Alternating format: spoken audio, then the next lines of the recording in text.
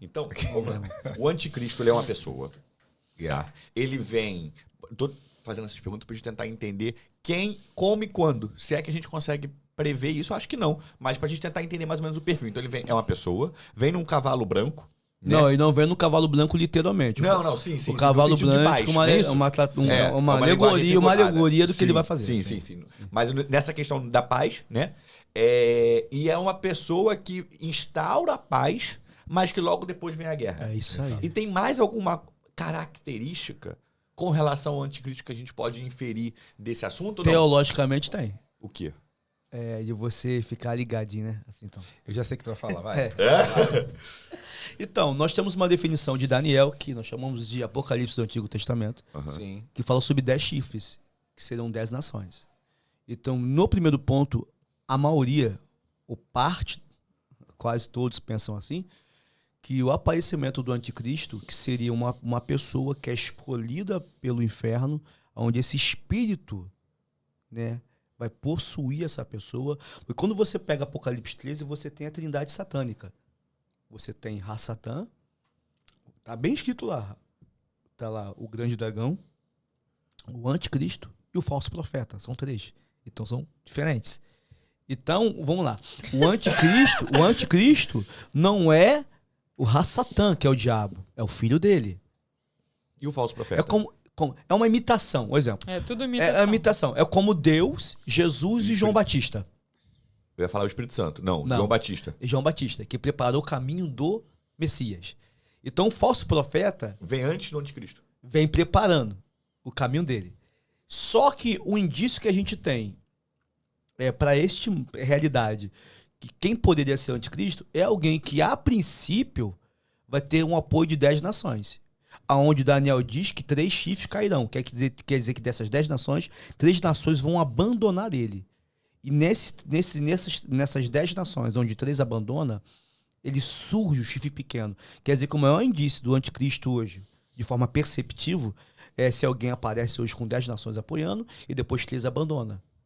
Possivelmente esse cara tem uma grande... Poder. Pode ser que seja ele. Entendi. Dentro dessa estrutura. 10 nações, abandona 3, ele aparece. Entendi. Tá, então você falou de uma coisa aí que eu já não sabia. Tá? Tem muita pergunta aqui, eu vou ler as perguntas. Vou ler. Mas eu quero... Tô gostando demais. Tá muito bom. Pastor, aí deixa eu entender então. Vai ter então o falso profeta. Sim.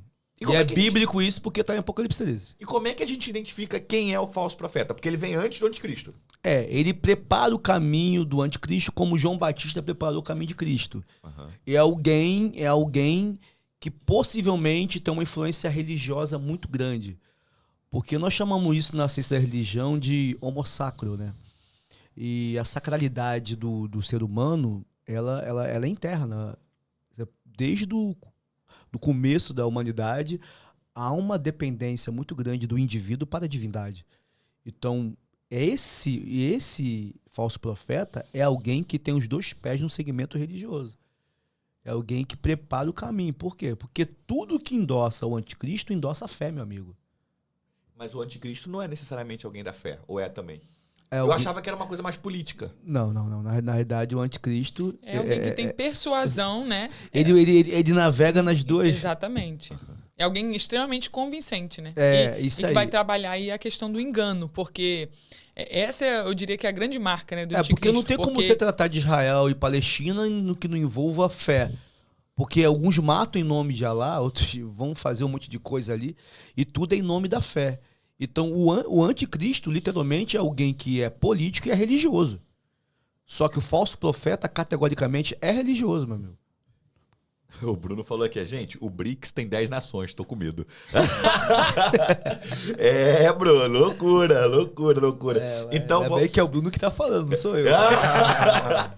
Então, pastor, o falso profeta. Sim. Tá. Isso é bíblico. É bíblico também. Bíblico. Ele vem, então, antes preparando a vinda do anticristo. É uma pessoa provavelmente com poder religioso, né? E tem alguma outra evidência a mais que a gente vai poder falar assim, tipo, esse cara chegou. Porque pode ser esse cara aí. Porque como é que a gente sabe que ele já chegou? Sei lá, pode, os católicos agora vão brigar comigo. Tipo, um papa da vida, uma coisa assim, tipo, uma autoridade. Vou falar cristã também, sei lá, universal. Não a igreja universal, mas uma autoridade alguém que vai aparecer dentro desse segmento religioso, entendeu? Que vai fazer a ponte aí para que esse chifre pequeno anticristo se manifeste, trazendo as evidências da paz. Porque a maior evidência que o anticristo seria essas nações, junto com ele, né? E reforçando que haverá paz no mundo, né? Haverá paz no mundo. Ele vai resolver a economia, ele vai resolver a questão da guerra, ele vai resolver muita coisa durante um tempo. Tá. E por que isso é ruim, pastor? Por que resolver a questão da paz é um presságio da guerra que vai chegar? Tá entendendo a minha pergunta?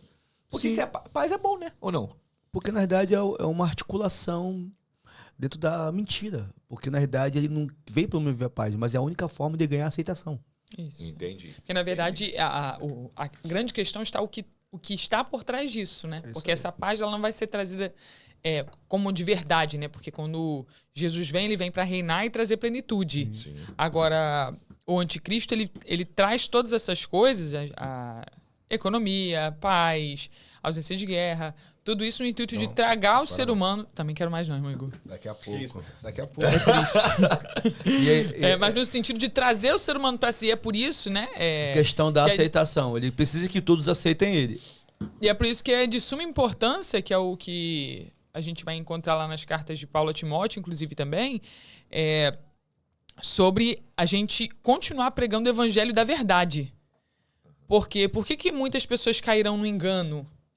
Porque elas verão algo muito parecido, algo travestido de verdade, mas que não é a verdade. É isso aí. Entendi. Né? Na realidade, ele vai fazer tudo aquilo que a humanidade deseja ter para ter uma aceitação global. Exato. E aí, é interessante falar nisso, por quê? Porque quando você lê Apocalipse 13, ele vai tentar pegar o ser humano com uma expressão da vida, cara. Assim, ele vai tentar pegar você pela barriga. Porque a definição de comprar alimento a partir da aparição verdadeira dele é aceitar o sinal dele. Então você fala para uma pessoa que para poder comer, irmão, tem que aceitar a marca dele. Nós temos um continente aí onde a pobreza é alarmante, cara. Então aparece alguém resolvendo a questão da fome, meu amigo. É muito fácil de conquistar, né? Cara, Não. Não tem como, irmão. Tudo. Ele resolve a paz, resolve a economia. O exemplo, o dinheiro, o poder de compra do dinheiro agora é unificado. Ninguém ganha em cima de ninguém. Cara, é uma vertentezinha aí, né? Acho que quem pensou, pensou. Já ficou claro, né? Quem Ficou pensou, claro, pensou. ficou claro. Porque o exemplo, o cara resolve a economia, poder de compra. Beleza, o dinheiro, o X não tem mais poder de compra do que o meu.